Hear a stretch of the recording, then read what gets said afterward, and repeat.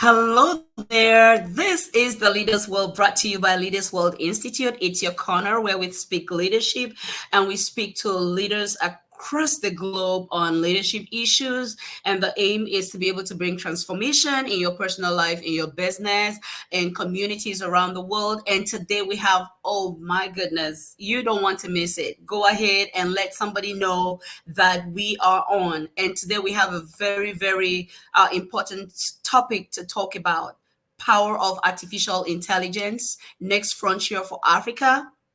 You've heard a lot about AI. I heard a lot about AI. I was like, you know what? How about we have a conversation on AI today? So that is why we are here. And the first person that we'll be seeing today is Dr. 𝗷𝗿𝗁, and he's a young business and productivity speaker, trainer, consultant, and entrepreneur, and the author of over a decade of an author with over a decade experience, and he has worked with individuals and corporate structures across 4 continents, 20 plus countries, including the USA, UK, UAE, and South Africa, Kenya, Rwanda, and many others. He uses his expertise and refined skills to empower his audiences and clients with practical solutions and tools. And that's the person we are about to meet to speak with us, share his thoughts on the power of artificial intelligence, next frontier for Africa. And it's a question we are asking today, and would like to see your comments in the chat as well.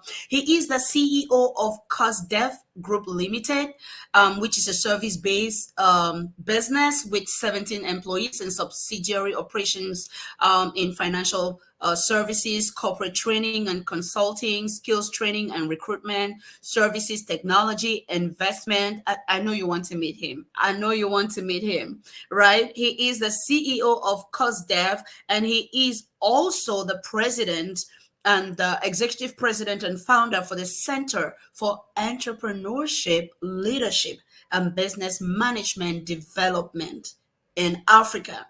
Dr. 𝗷𝗿𝗁𝗶𝗶𝗹 is an expert in his field, and he is here with us today to speak on the power of artificial intelligence. Ladies and gentlemen, please join me to welcome Dr. 𝗷𝗿𝗁𝗶𝗶𝗹, who is with us here in the studio. Welcome, sir.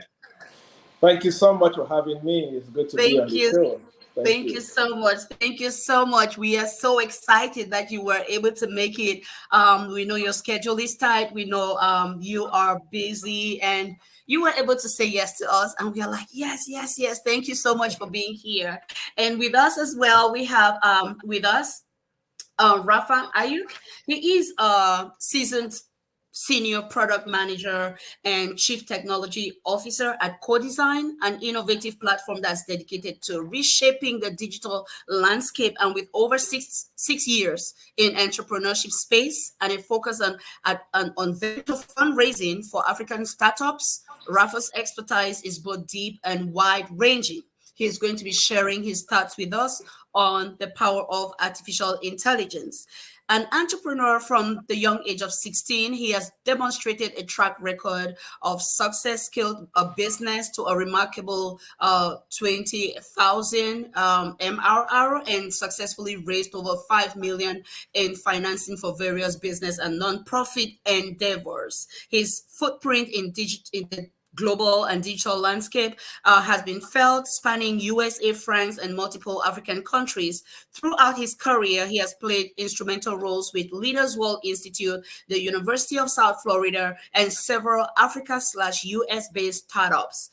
As the founder and CTO of 𝗿𝗿𝗁𝗶𝗶𝗹, he is at the forefront of driving technology innovation and bringing visionary ideas to life. Today, he is here with us for no other reason than to talk with us on the power of artificial intelligence, next frontier for Africa. With us, ladies and gentlemen, please join us. Welcome, Mr. Ayuk Rafa. Hello, everyone. Thank you. Thank you. Welcome, sir. Welcome, sir. Power of artificial intelligence. I have been hearing a lot about this thing. I have tried to do some research on my own, but I know that there are people who master these things better, and we need them. We need to hear from them. We need them to tell us. Listen. share this, okay? Let your friends know that this conversation is going on, and let us know the questions that you have in the comments. With us as well is Mr. 𝗷𝗶𝗶𝗶𝗶𝗶, and he is a Cameroonian entrepreneur, author, and journalist. Over the past 5 years, he has built a combined following of 77,000 plus entrepreneurs as Cameroon's leading internet entrepreneur who has been featured on BBC, British Council, Fox, NBC, and CBS. He grew famous for his work on social media and for building a community for entrepreneurs and career persons across Africa, where he constantly shares his journey.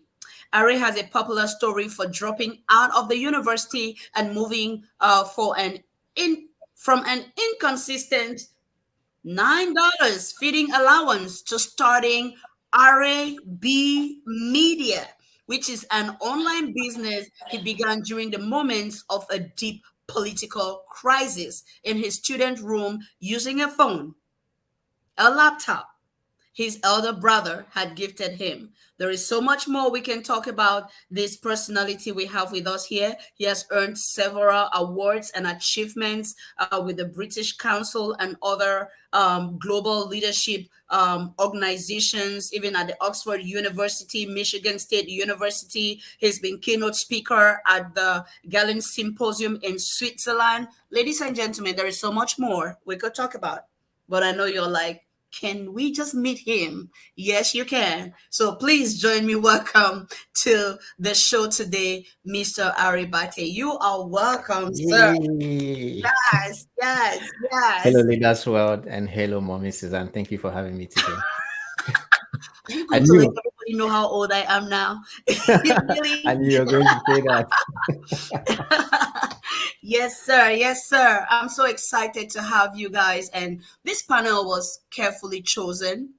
This panel was sincerely carefully chosen because we believe in the promise of the future, and we know that the youth are the promise of the future. Today we are talking power of artificial intelligence, next frontier for Africa. So that already tells us that our focus is going to be around Africa in this conversation. And as before we delve into some deeper things, what's all these buzz and AI and stuff? Is it something that has existed for a long time, or is it just some of us are just getting to know it now? And what it is all about? Let's start with you, Mr. 𝗷𝗶𝗶𝗶𝗶. Right. So, the simplest way that I could explain this, well, for those who don't maybe have a general idea of it, so in the early maybe 70s, there was what we call the Industrial Revolution, right?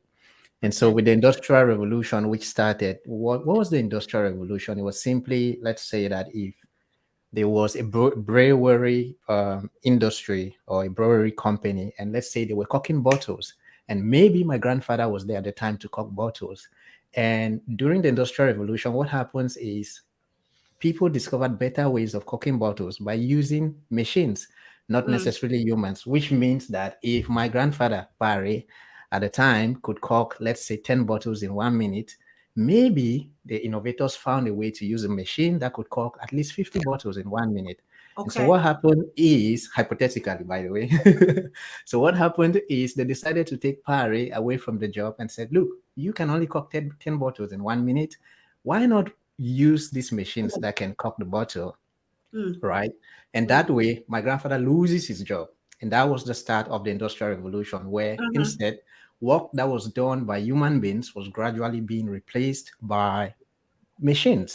And so fast forward right now to when people talk about artificial intelligence, the easiest way that I explain it is right now, artificial intelligence has always been available. For Oh, example, it has always been available. If you use your phone, if you're typing on your phone and you have the auto captions, that's artificial intelligence. If you visit a website and maybe later on you go browsing on another app and then you start seeing ads popping up, that's artificial intelligence. You have Siri on your phone, that's artificial intelligence. But what happens right now, it is the period where more and more resources have been put and many more softwares, right, have been developed in multiple industries. And so it is Wow. that one point where a lot of it is hitting, from the human resource industry to marketing to graphic designs to whatever you can think about. And that's what we call AI revolution. So it has been there since time Right. immemorial. The only Mhm. difference is that right now it is just gradually evolving into different industries. And that, my friends, is what we call artificial intelligence. It was there before, but right now it has just Wow. come and tapped into every other sector. Wow, wow, wow. So looking at Africa especially, how would you assess, Mr. Rafa, how would you assess the current state of artificial intelligence and adoption and development in African countries? How would you assess that looking at the current state? So the way I would look at Africa, I think in terms of technology in general, there's a lot of room for growth. Uh, Mm, Artificial intelligence is the next step. It is, even for Western, environments, still very new. A lot of this isn't. A lot of the technologies, even popular large language models like ChatGPT that most of us know, are not available for use in Cameroon, for example, and many other African countries. So to have any sort of large scale adoption for artificial intelligence, will need to first have that technology be accessible in these countries. And there are many other bits of nuances that kind of make the conversation around artificial intelligence per se, mm. at least the way that we've come to know it here in in the United States and most of the Western world, to be available for use in African nations. That's something I never knew, that ChatGPT wasn't available in African countries. Oh In Cameroon my. specifically. in, in Cameroon Cameroon. specifically. Okay, in Cameroon specific. Oh, I never knew that. I never knew that. So, is it that the infrastructure, Mr. Bate, is it that the infrastructure is not there to accommodate that, or why do you think it's limited at this time? I try to understand this from the perspective of the creators, and I try to understand it from the perspective of a Cameroonian. From the perspective of the creators, when you're creating anything, you are also looking at the market that is really there for the product, right? And so if I create something, the first thing in my mind is, what's the market for this? And so I'm looking at the bigger countries where they have a higher number of people using the internet. They have a higher number of people who are constantly browsing and are able to access this feature. So some way, technically, I might understand why this hasn't reached Cameroon, considering that we have a population of about 22 million right now. And from that 22 million, you wouldn't say up to half of the people are constantly using the internet and can be able to pump these organizations with a good market and economy. However, from a Cameroonian perspective, I think that's just a little unfair. We have an industry that is growing. We have people like 𝗔𝗿𝗁𝗏. We have a lot of people who are getting access to the internet, who are raising our voice. And I kind of see it from two perspectives. I'm in the middle, because I look at it from the business side. As a business person, I want to reach out to the market, but also from a Cameroonian side, I'm like, we need this available in Cameroon. However, I wrote to the customer service hoping that my one voice makes a difference or something. I just wrote and say, hey, we need this in Cameroon, or we Well, have. now that you know, all the Africans in the diaspora, verify, do you have ChatGPT in your countries? If you don't have it, can we all add this one, add our voices to this one voice, so we have many voices? Yeah, so they can know we also know about it, and we want to use it, and we believe that it's going to do the global good if we also get involved. And let's come to Dr. 𝗔𝗿𝗁𝗏. Tell us about what you think would be some of the great opportunities that we might be open to as a continent, as an African continent, with the use of artificial intelligence, Doctor. Anything that can ease processes, anything that can ease efficiency, enable you to create value faster, it will always play a big in the economy. And when you look at the African continent and you look at the 2063 agenda by the African Union, one of the major things they're looking at is economic sustainability. And I always like to say that Africa was late when it comes to industrialization, and we cannot be late when it comes to AI. And it's a tool. And like every other tool, if you are going to achieve anything in business, apart from acquiring the right skills, I need to understand what are the core equipments and tools that I need to use efficiently in order to do what I have to do. Mm-hmm. So if Africa is going to move forward, there are a lot of gifted guys across Africa. There are a lot of incredible people across Africa. However, when they don't have access to the right tools and equipments that can enable them to create this value, package this value, and deliver this value, it hinders them from competing globally. Mm-hmm. You see, so with AI, for example, not starting in some countries across Africa, automatically shut a couple of key players out of the marketplace from playing the same like their counterparts. So you see, I always say that if a young person in the United States needs 3 months to build something, an average African needs 3 years to build the same thing. I would say. Because that demarcation that we have is contributing a lot. So if we get to have the same access to resources and do more, we can be able to have that real-time capacity to contribute at the same level that they are doing. And the funny thing is, immediately you get your phone and go on the internet, you are no longer competing with your village people. You're competing with everybody else across the globe, because they are plugged on the same platform, and you guys are competing. But you are coming from a disadvantaged background because of the limitations that you have as a person. So it is something that whoever needs to play a role for this for us to have the right access at the right time, everybody needs to be on board. And I'm happy that Are was able to take his political mind and write to the customer service why this was not in Cameroon when we started. So yeah, it's something critical, and we need to look at it. Right. And I happen to be an advisory board member of the Blockchain Association in Cameroon, and there's some discussions that we are taking to the government and to the various ministries that, look, I don't know what you guys are going to do, but you need to play a part when it comes to policy and governance, so that we are not cut out from these kind of innovations that we need to be part of, so we can contribute and create things that can benefit the country and the continent. Beautiful. Thank you so much for that elaborate contribution. That open is an eye opener to just help us to see that this is not something we are going to run away from. Like, we are all in it, and we need to be in it. And Mr. Rafa, I'm looking at what could be some potential maybe risk factors as far as Africa as a continent, with AI intelligence, and do we stand any risks, or is all what we are we like just going to gain by having it, or do we stand any potential risk factors with the adoption of AI in our industries? I think the general risk factors for AI adoption in Africa or on the African continent would be generally the same as AI adoption in the rest of the world.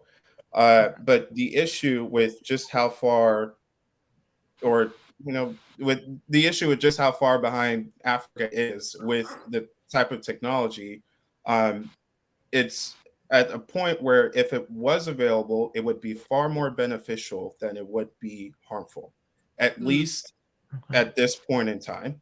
And then as it begins to evolve, as the technologies accelerate, as that data even becomes more available, then some of those risks could start showing up. But as of this moment, if it was available, there is the upside to it makes the risk worth it, or almost insignificant, if I could even say that. And what are some of those upsides that you are mentioning? What are some of those upsides to the use of it for the continent?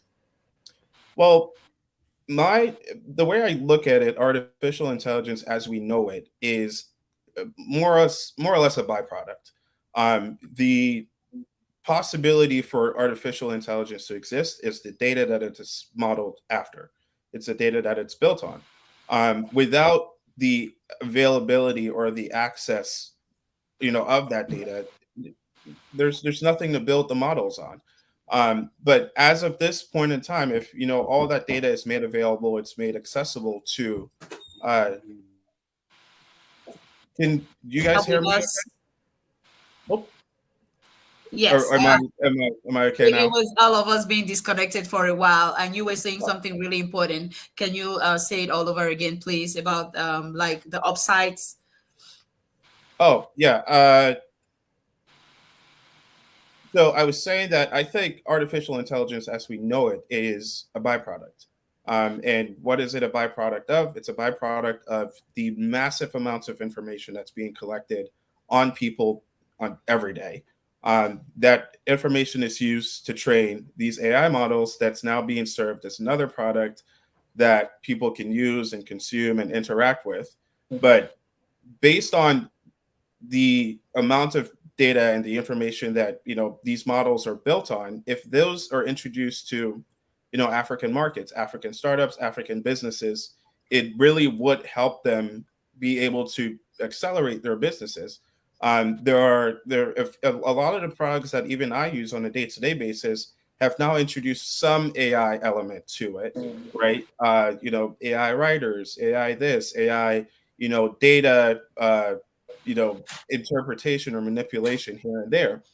But if these businesses, especially African startups and African businesses that are tech enabled, are given access to these large language models, or even have the skills or ability to create these models based on data that they have on their own businesses, I think I know it would be a game changer for their businesses. All right. Wow. So you talked about building businesses and based off of these large amounts of data from AI and all of that. And I'm thinking, Mr. Ari, what are some industries that would largely gain from the adoption of AI into those industries in Africa? Any ideas? So first off, I think that every industry has the potential of gaining from AI, right? Okay. Take, for example, ChatGPT. I literally just had an AI summit where I gathered some friends and kind of went over some of technical AI tools and how they could use them. And I said to them, look, for example, with ChatGPT, I said, look, you could take a script and write from ChatGPT. Hey, ChatGPT, I need you to write me a script on how to be fearless in the times of adversity.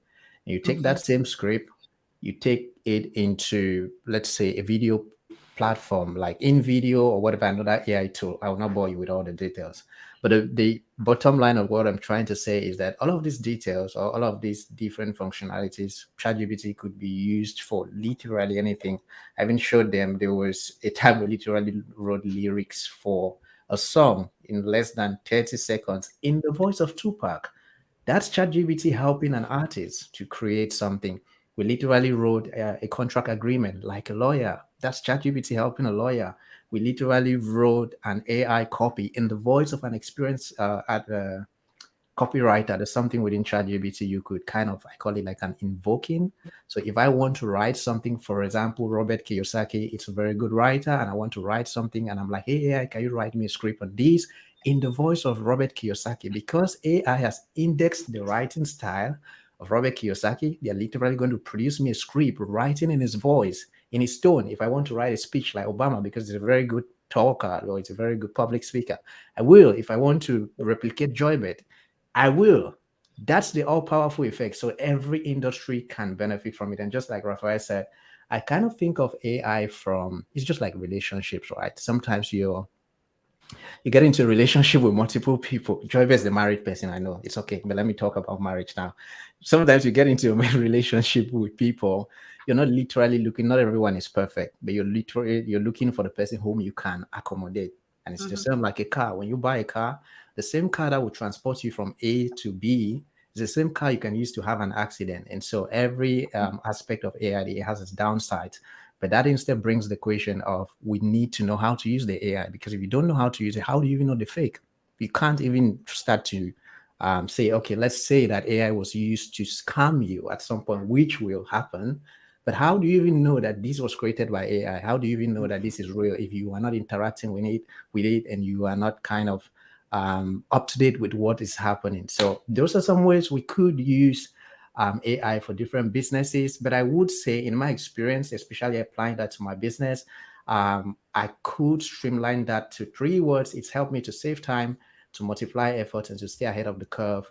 And in different things that we're doing. For example, there are other tools. Literally, usually when I have meetings, I would try to write down notes, and I'm struggling. How do I take notes of this person, what this person is saying? Right now, I use 𝗏, which is a tool.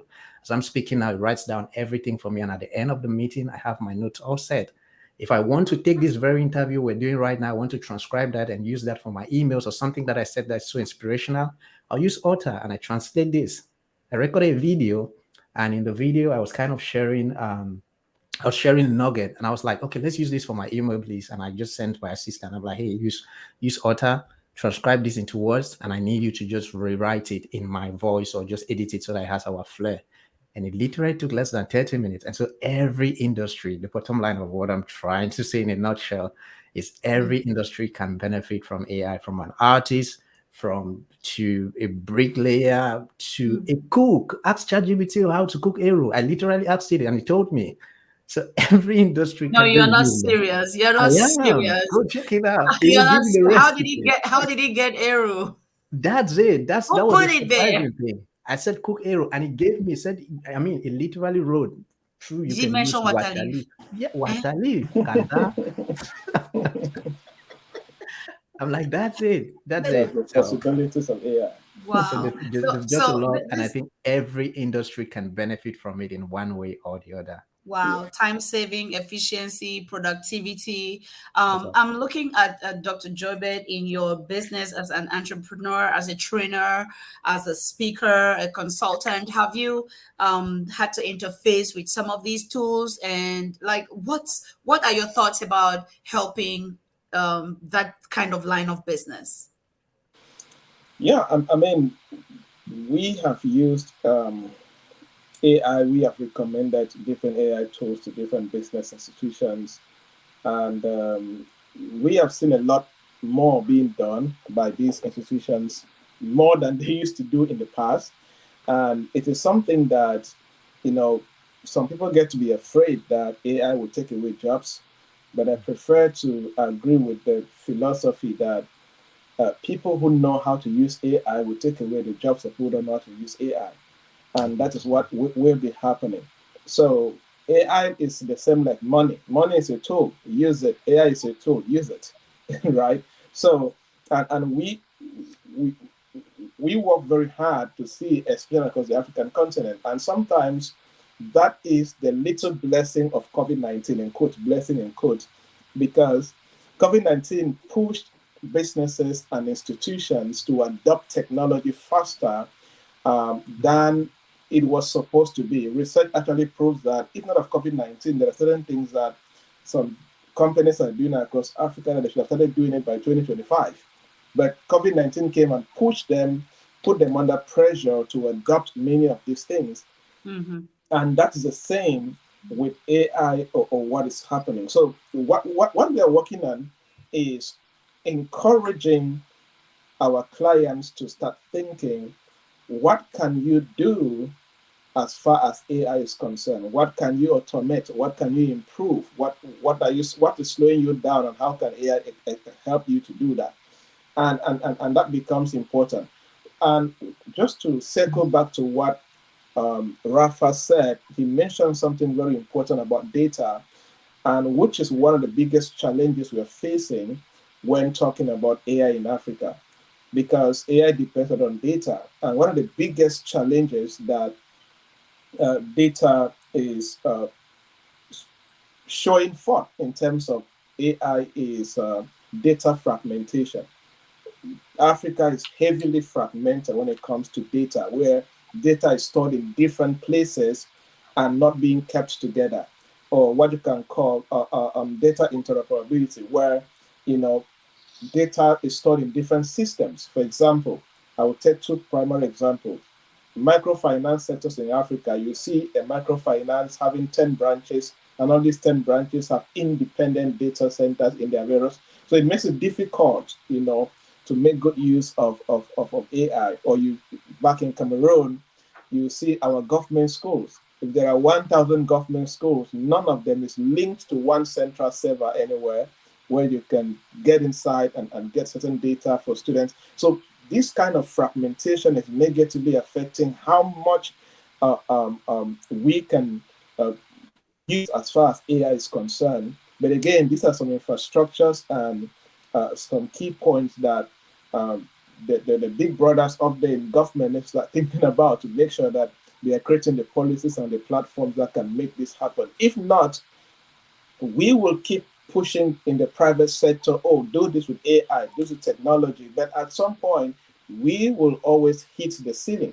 We will always face that challenge on helping our clients to make the highest use, maximum use of these amazing technologies that different creators have created for the marketplace. So we are promoting it, but more can be done when you begin to compare what counterparts in other countries are doing, what we can do back home. There's a big gap.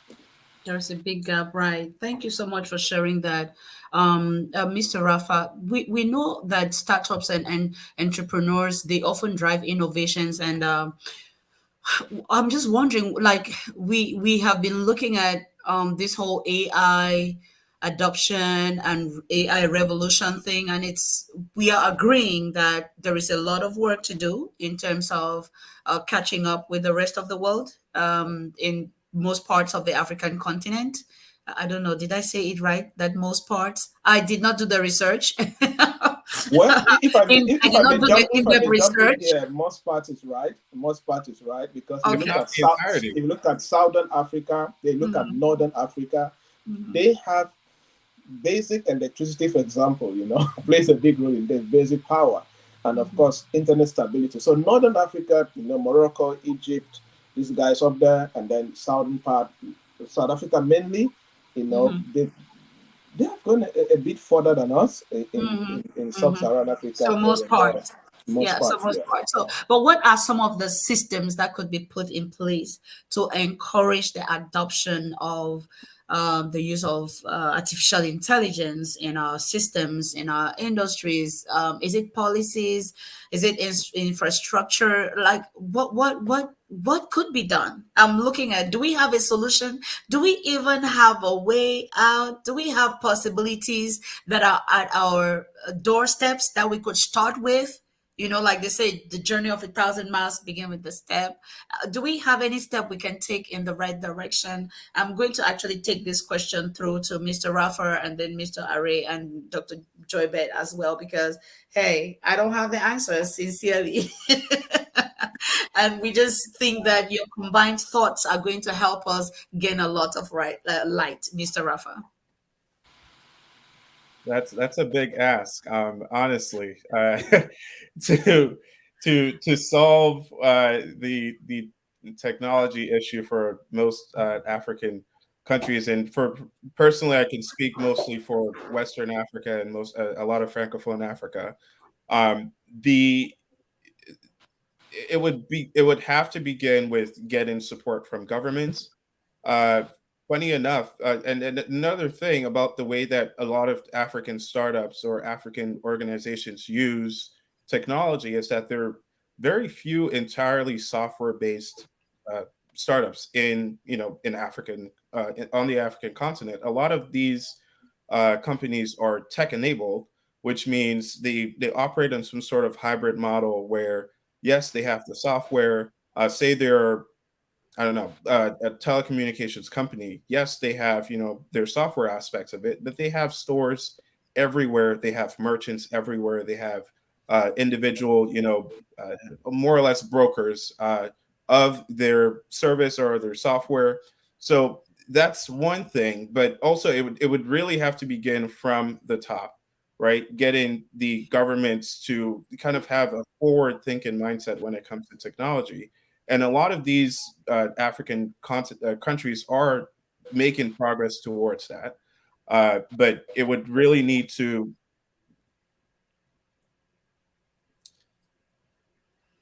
I'm trying not to. Anyway, it would it would really there needs to be an active support from governments that understand the importance of these technologies, that wants to help these industries thrive and move forward, and be able to empower uh, businesses and people who are looking to make change and make advancements on the African continent in these countries. So really from top down. Now, when it comes to actual practical implementation, I think a lot of the philosophy behind how data and technology is used is fragmented, like Dr. Joybert was saying. There isn't a lot of forward thinkingness when it comes to technology on the African continent. So a mindset change within, entrepreneurs and people who are starting businesses is critical. A lot of times, people looking to start businesses on the African continent, in Francophone Africa, and in even sub-Saharan Africa, they are looking to build for their immediate communities, which is fine. You can drive adoption that way to begin. But again, something Dr. Joybert said, as soon as you get on the internet, you're not competing with your village people, right? You're competing with the rest of the world. And that global scale mindset is something that is really lacking in a lot of entrepreneurs in Africa. They're thinking about building for their immediate communities, but there are a lot of startups that when they started, they scaled rapidly because they had that mindset of not just in my city, not just in my state, not just in my country, but throughout the entire continent and even throughout the world. We want this product to be used. We want this service to be used. So, yeah. I'm still on my big ask, like Rafa calls it, the big ask. What's the way forward? Is there any little space that we could put our foot in the door for this expansion? Dr. Joybert, maybe. Yeah. With all the challenges, I only see possibilities, both for the private sector and the government. And if governments are serious, let me start from there, just to continue from where Rafa ended. If the governments are serious that they want to turn their economies to be more competitive and more productive, then this is thinking about. I have had the privilege to travel and work, stay at least more than 1 week in at least 15 African countries. And in more than 80% of these countries, I have had power for 2 hours. Now, for 2 hours, somebody can write a complete book. You had power for 2 hours, or power was off for 2 hours? Power off was off for 2 hours, like within a period, power was off for 2 hours. And in this time right now, somebody can write a complete book for 2 hours with ChatGPT, right? So now imagine waiting for 2 hours for power while somebody's very productive in another continent. So that takes us back to the foundational things that government needs to do. I've had the previous talk with a couple of ministers, and I say, look, there's no amount of money you can give to a young person that will satisfy a young person. But if you give us the ecosystem, we'll make all the money we want. And he was laughing. I said, give us electricity, give us good roads, make sure that we have good ports around the internet, and see what we will do. So the government needs to step up. And that is the sad thing. It gets frustrating when many of those things only them can do. A large corporate private sector company cannot even do. It becomes very frustrating, and with their bureaucracy and politics and here and there, it becomes slow. But we need to keep on advocating and talking about this until it is done. Now, back to the people, especially to institutions. I had the privilege to talk to some private sector university owners a few weeks ago in Cameroon. And I said, if you are running a marketing department in this 2023 and you have not added courses or models on how to create videos that can go viral on TikTok and YouTube and social media platforms, you are not training young people right as far as marketing is concerned. I said, Right. if you run a banking and finance department or faculty and you don't have a fintech course or blockchain technology course or cryptocurrency, whatever, you are not preparing them right for the marketplace. And I said, if you are not thinking of how you can lay the foundation in all departments on how young people can start thinking of how they can use their ideas and relate to AI, you are not preparing them right for the marketplace. So what am I trying to say?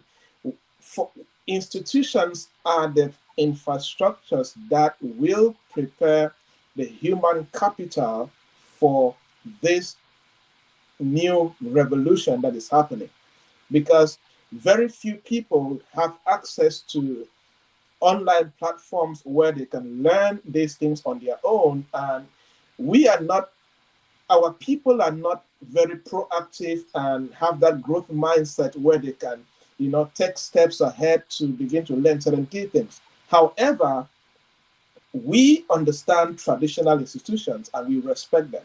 So if universities and higher educational platforms, why not churches, Bible schools, whatever, as long as it's a place where you can teach people, we need to start thinking of these things. How can we incorporate these things and use those platforms to open the minds of the people, let them begin to see and understand and how they can leverage on these things to do more.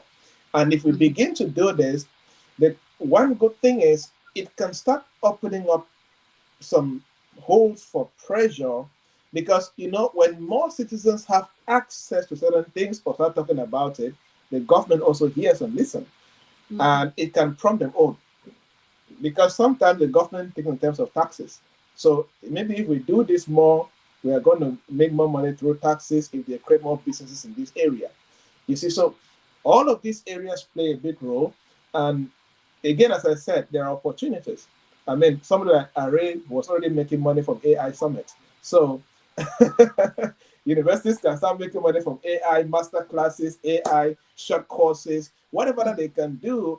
But it's not just about making money, that they are creating incredible impact, because through their platforms and initiatives, people are opening up their minds and learning new things. Yeah. Wow, thank you so much. Thank you so much. You talked about the fact that we need to keep talking about it. We need to keep advocating and talking until it's done, because the more we talk about it, the greater the possibility that our voices are going to be heard. And you talked about education that's aligned for the future, education that's properly aligned for the future, so that even if we don't have what it takes, like we don't have all of it right now, at least we are preparing for the opportunities, so that when they come, we are fully ready to seize them. Mr. Bate. So I think 𝗷𝗿𝗁 and Rafa have already spoken much about the policy and government side. They will know those things better than I do. I will take it from an individual approach. And what I would say is there is the advent of AI right now. And sometimes if you ask, let's start from the individual perspective. How many people can tell me that they can actually know, or that they know the top 3 AI tools in their industries and can use them right Are you now? in my mind or something? The next question I was coming to is, what are the AI must-have tools? So just go Right. ahead. So that's the Holy Spirit speaking.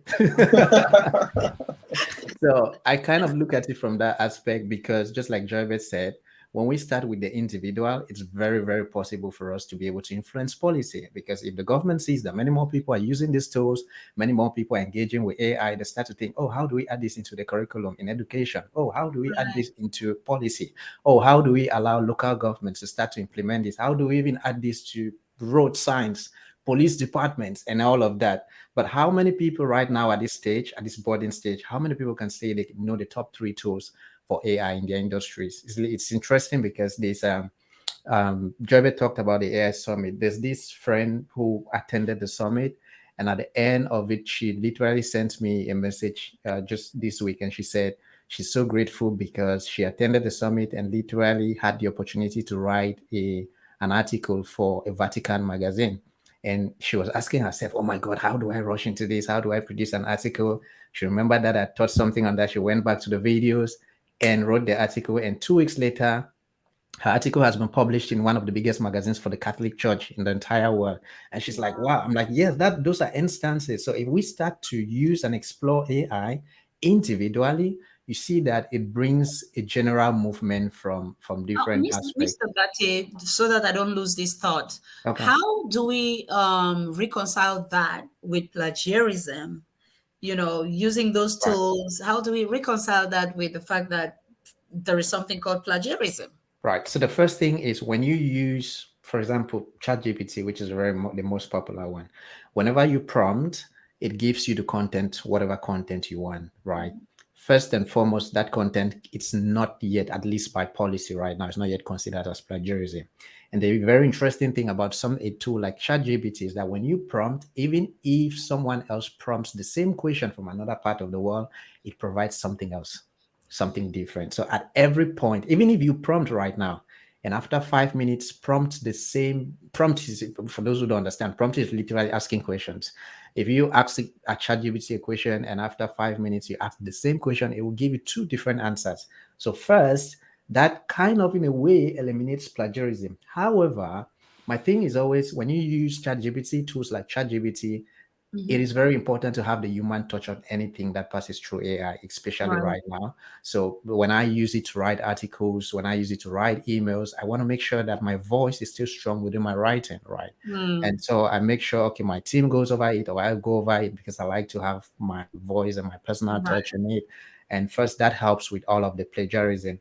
So At it's least, like researching on Google and getting what you need, but then using it, putting your exactly, voice in it and acknowledging that, okay, I researched, you know, and exactly, giving credit to where you have to give credit, you know, and stuff exactly. like that. So when Okay. you use these tools, you're simply having those thoughts, because sometimes it's interesting. Sometimes you would ask it a question and it will produce the most, I dare you, it will produce the most, like some things that I didn't think about. I'm like, how did this think about this? Like, how did it use this word here? And that way I can fine tune it. I can write it in a better way. I can go through, I can edit that, and I start to use that. So back to the initial questions, I think for us to start to harness and retain artificial intelligence, it starts with the individual. So for those watching this right now, I need you to go right now on Google and simply search top 3 AI tools for example, marketing, top 3 AI tools. How can you sign up for those tools and start to play around? Everything I've taught, literally, even at the course, I created a course, like an 8 days course on artificial intelligence. I didn't attend any class. I just searched things myself, started playing around tools. And I was like, okay, let me play around this one. Let me use this. Let me use this. And later on, I started incorporating that. As a journalist, I write for Intelligence CIO. We're serving over 70 million people monthly. I create content and I incorporate AI into my digital tools. And right now, at least it's taking 20% off the work that I used to do. If I have interviews like this, I could literally, initially we'll have interviews. And then after the interviews, you go back, you start transcribing and you're writing what the person was saying. Right now, I use a tool. It literally just dictates and writes down everything that I've said. And I go through and I just kind of put my personal touch into it. Just tell us those tools. It's called Because 𝗷𝗿𝗶𝗶𝗶𝗶. we are all here. Let's benefit now. Hey guys, do you agree with me? Put in the chat. Say it, so you can say it, right? Yeah. Now let's go. So it's called 𝗷𝗿𝗶𝗶𝗶. For the friends that literally attended like the AI summit, I literally gave an entire PDF of about 60 plus AI tools for different industries. But I think what the tool I'm talking about is 𝗷𝗿𝗶𝗶𝗶, 𝗷𝗿𝗶𝗶𝗶𝗶. You can check that. You can use that for your virtual meetings, take down notes, and it's super simple. Like you could transcribe even a video, anything. There are a bunch of those tools. ChatGPT is there. There's InVideo. There is Midjourney. Literally. Also, I literally, for the AI event that I was doing, I decided and said I won't record a video. So I went to Midjourney and I created an avatar for myself. Then I went to InVideo and I said, look, let me put that avatar into InVideo. Then I went to ChatGPT. I wrote a script with ChatGPT, and it was just 100 words. And I gave it that script and I said, read it out. We used that video run at literally generated hundreds of thousands in CFA, and I didn't have to sit down and record myself and say, hey, I'm organizing this. And that was it. Like, that was a way of leveraging AI. But back to the point, I think that individually, if we start to maximize or if we start to explore these tools, it creates a general impact. The government starts to see, oh, the country is interested in. It's just like social media. Social media wasn't a thing in Cameroon about 10 years ago. But when youth started to use it, especially going back to the Anglophone crisis, and when it began to uproar, the government now thought about it. Oh, we have to start creating government pages and updating them. We have to start putting press releases on the internet. We have to start using the social media as our propaganda tool, if it has to be that way. We have to even create factions. And I would say it right now, dare to say it right now. The government has arms that literally check every other thing on social media without we knowing it. They do, because they recognize the power of social media right now. And so I think that when we start individually, it creates a collective action. And just like 𝗷𝗿𝗁 and Rafa have talked on the policy side, I think that that helps anyone out there to start exploring. This is so instructive, and this is such a beautiful conversation. And I'm thinking about deepfakes. I'm thinking about deepfakes and what's up with that, and is there any way around this? What should we be watching out for? What are deepfakes, by the way, Rafa? Deepfakes are, well, generally, deepfakes are caricatures of a person's likeliness. That's the way that I would put it. They are generally, they show up as images or videos. The technology has gotten infinitely better by leaps and bounds over the past year or two. It's really gotten very good. Is there anything we should be concerned about? Is that anything we should be concerned about, Dr. 𝗷𝗿𝗁? Yeah, anything that is fake, we should be concerned about it. Fake content. And how can we watch out? How can we know the real? Did you say fake prophets? Did you have to bring prophets in this? Did you really? So how can we watch out against these and just not be vulnerable to these things? I spoke slightly about this, which is, to me, the foundation of it all. Personal education. Personal education. You cannot. The only way you can discover what is fake is if you know the original. Thank you. So if you don't know how the original looks like, you will always fall for the fake. You see? So the more people are educated and they are aware of these platforms and technology at large, it will be easier for them to discover, oh, this is fake. Nobody needs to tell you. You see? So and it goes into, let's take it to the basic cyber security. Many people do not know how to set passwords. They don't know how to just keep their email secure or their laptop secure, or mobile phone secure, even their financial apps. As basic as those things are, many people are ignorant of those things. And it is the same ignorance that they are going to carry over and over and over to more serious things. And they will start experiencing deep fakes and fake content and fake people here and there, and they will not be able to distinguish which one is right and which one is wrong. For people to be able to, because you cannot go around the world and begin to deliver people from from what do I call this now? From the desire to create fake things and make money from it. We will keep on experiencing deep fake even at the highest political level. They will keep on trying and doing their job and trying to make more money. But our job, the more people are aware and they know the original and what is good and what is not good, it's going to minimize a lot of the negative impact of deepfake. Wow. Yeah, and I think the risk to deepfakes doesn't particularly apply to outside of through social media. It doesn't particularly apply to the African continent. Yeah.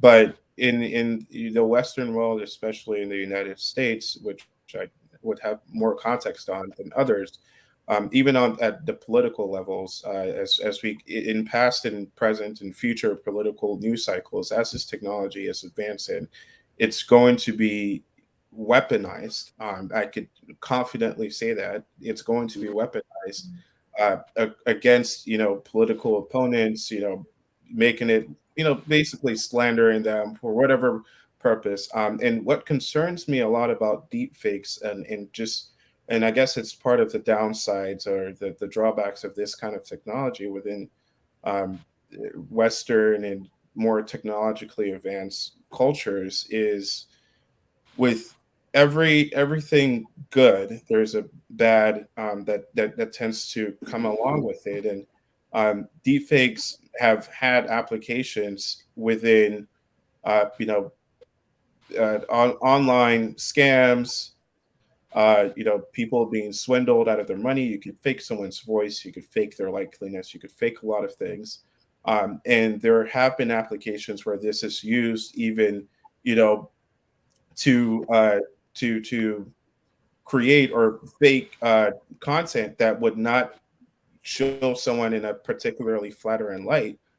So there are a lot of concerns that I personally have around deepfakes, and I think there's also now the conversation of how this technology should be regulated, and that's another big ask, even for Western cultures and the Western world. But yeah, that's a huge concern in terms of artificial. Mr. Bate, we are talking about deep fakes, and Rafa mentioned about even in the Western world there is concerns about how these can be regulated. What are your thoughts on this whole situation? I think I would not add anything more apart from what Joybert said. It's very important for you to familiarize yourself with the tools as well. Because let's say, for example, if we put that into context, you receive a video call from someone claiming to be a Ray, and you do understand that with AI tools, well, when deep fakes are made, maybe the squinting of the eye is different. Okay. There is a different way. There is the eye squints. There is a different way that the mouth moves, and all of those little things. You could originally just spot and oh, okay, this is not this is not the real array. This is not how it works. Or maybe the image is blurry, or maybe there's a different kind of. They're just technical things. But how do you know if you have not at least been interacting with those tools, or at least been in the sphere, understanding what's happening? So in the most practical way, get yourself out there, start to explore tools, start to talk, start to interact with them. And that way, when something happens, you are aware of what's happening, and at least you could take necessary measures and save yourself the stress. Because either ways, you're going to pay. That's a truth. You're either going to pay with your time, or you're going to pay for the mistake of not researching to know about it now that it's still budding. So it's Wow. Thank you so much for coming.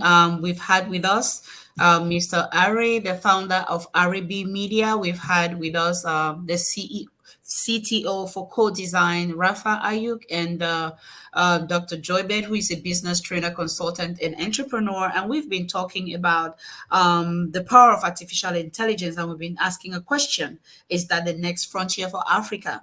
And we deliberately chose the panel for youths because we believe in the future of the continent, and there are things that we know that youths easily get their hands on, and which some of us still struggle with. And I'm sure you have noticed that from their articulation of these conversations, that they are well versed with what we've been talking about. We are at the close of our conversation. If you have a question, put it in the comments. You can rest assured these special guests will get your questions and they'll answer them. We're going to also put their websites in the comments, and you can check those so that you can link up with them and find more resources for them and get some more help with them as well. We are at the end of our conversation. This is not my favorite time of the show because then I get to let everybody go. But guess what? We can do this again another time, by God's grace, of course. Dr. Joybird, what would you say to our audiences? There are people that are going to watch this just because they saw Dr. Joybird on the show, and we've been talking about the power of artificial intelligence. What would you tell them? Many a times when people hear people talk about technology, they get to feel that it is for those who are the smartest and who are good at mathematics and physics and chemistry and all of these numbers here and there. However, somebody said that the illiterate of the 21st century is the one that cannot unlearn, relearn, and learn new things. So no matter where you are, no matter what you do, whatever you're building, whatever career you're doing, one of your major goals should be, how do I connect this to the internet? And you can do that with zero experience of what the internet is about and what technology is about. But if you have the willingness that you can learn, and that's why the most powerful skill that you can develop is the skill of reskilling and upskilling. So these smart people have shared incredible deep insight about what AI is all about, and you'll be thinking, so where do I start from? Start by researching that simple question that Ari gave. What are the top 3 AI tools in my industry? Go to their website, see what they're about, read, take down some notes, and go try out those websites. That's how it starts, and before you know it, you're good to go. But by all means, don't be left behind, because whether I like it or not, when you're in one place, your industry will outgrow you. Cheers. Let's go to Mr. Rafa. There are people who are going to watch this just because they saw you on the show. They want to get your wisdom. They want to get the ideas that you have to share on the subject of AI and Africa, whether AI is like the next frontier for Africa. Like, what would be your final words at this moment? I think, and the people who would see this and recognize and want to watch it, because there are people who live on the African continent, so I would be speaking specifically to them. There's the shiny object syndrome, and for some people would argue that artificial intelligence, at least the way that it's marketed, is a shiny object. Uh, I, being a rather technical person myself, I look at, what are these models being built on, which is the data that it's being built on. I think the more personalization that you can get, the more you can integrate your data with these large language models, that's where you'll find the maximum amount of benefit. So I would say, within your specific organizations, make sure that you do the best that you can to consolidate your data. Make sure it's easily accessible, it's well documented, and be willing to try whichever technologies are available in the countries that you are familiarize yourself with it. There are a lot of resources online. Array is doing a lot of, is on the forefront of training and getting people acquainted with these tools. Reach out to him, in all these other technologies, but it's really making sure that your organizations remain at the cutting edge of whatever technology is available for your industries, and just make sure that you're keeping your ears to the ground and staying grounded in strong technical principles that will keep will keep your organization together and allow you to scale beyond your city, beyond your state, beyond your country, beyond your continent, into the world. Thank you very much, Mr. 𝗷𝗿𝗶𝗶𝗶𝗵, the founder of RB Media. What would be your final words? There are people that would definitely come to watch this just because they saw you on the flyer. They want to listen to you, to hear your take on these things. What would you say to them at this time as your final words? My people who watch this know, first of all, that I don't know how to speak big grammar, but I'm very practical and I like to get people's hands dirty with the work. And so just like 𝗔𝗿𝗁𝗶𝗹 said, I think the very first place to start, now this is very important for anyone who is watching this, you're always going to see reels, top 10 AI tools, most recent AI tool to try this on this tool. And I would say to you, not all of those AI tools are for you. In this internet industry right now, you have to practice, you have to, there's something I call selective retention, meaning that I won't learn what I'm not ready to learn. I will specifically go for the things that are very important and very niche down to my industry. Because when you go out there, there's a pool of, I think the biggest problem we have right now is not that there's not knowledge, but there's a lot of knowledge and we don't know how to practice selective retention and filter what is very necessary for our growth. And so, like I said, go out there. What are the top three tools for X and X industry, marketing industry? And I want you to practically write down those top 3 tools and go and start to just create an account and play around them. When I started learning about AI, I literally did not know anything, but from gathering the tools to using them for my business, to teaching people, to incorporating that into my brand, that helped me to know more, because even the process of teaching helped me to be like, oh, okay, this is something new. I could teach here. I could do all of this. And so the first thing is you focus on your lane and the specific industry. The second thing that I would say, and I heard Gary Vee say this, and I thought this was very important to note. And he said that what I see right now in this age is that the commodity is being disrupted, but someone has to come up with the ideas, right? And these people, write this down for anyone that's listening, are called prompt engineers.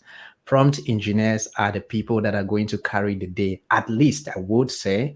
And these are very important skills to start looking at. Who are prompt engineers? Prompt engineers are simply people that will cause AI to give you the relevant information that you need. For example, if you are going to write something about 𝗷𝗶𝗶𝗶𝗶, someone needs to sit down there and confirm that this information that ChatGPT has given you is relevant to who 𝗷𝗶𝗶𝗶𝗶 is. So when you're prompting, when you're asking questions, and so the most important skill that I would say that people who are living here should go and start, like I said, someone has to prompt the AI to write a post about 𝗷𝗶𝗶𝗶𝗶 and compare it to the truth, and so that it becomes relevant to 𝗷𝗶𝗶𝗶𝗶. So ideas and creativity have gone to the bottom, and the commodity of the execution are probably going to the top, right? And so, which means that for you right now watching this, if you want to learn basic skills, I would say 2 most important skills right now: learn how to ask better questions and learn how to think creatively. That's going to help you to at least get your way around. Ask better questions, how to think creatively, and most importantly, go out there, find courses, find things that are very important for your growth. Again, you want to make sure that you're niching down to what's just important to you. And I would say conclusively, the interesting thing about these tools is that when you know how to use one, you can easily use the second, because the interfaces are very similar. If you can use ChatGPT, you literally just get in and prompt inside of Midjourney. If you can use Midjourney, you literally just go into InVideo and try to create something, and it's just a continuous effort. And when you start to get your hands dirty with the work, you'd realize that gradually you know what works for your industry. And let's say that right now you are a career person and your boss walks up one day into the room and say, hey, we're going to start using this new tool.